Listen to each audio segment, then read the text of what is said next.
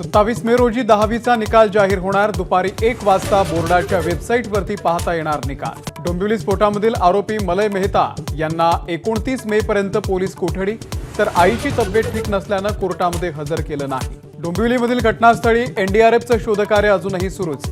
मानवी अवशेष सापडत असल्याने दिवसभर शोधकार्य सुरू राहणार। पुण्यापाठोपाठ नागपूरमध्ये मध्यधुंद कार चालकाने तिघांना उडवलं। 23 वर्षीय नाझनीन शेख आणि तिच्या 1 महिन्याच्या बाळाची प्रकृती गंभीर। पुणे अपघात प्रकरणामधील अल्पवयीन आरोपीचे आजोबा सुरेंद्र अग्रवाल यांना अटक। ड्रायव्हरला 2 दिवस डांबून ठेवल्याचा आणि धमकावल्याचा आरोप। परभणीमध्ये दुष्काळाचं गडद संकट, 22 लघु आणि 2 मध्यम प्रकल्प कोरडे।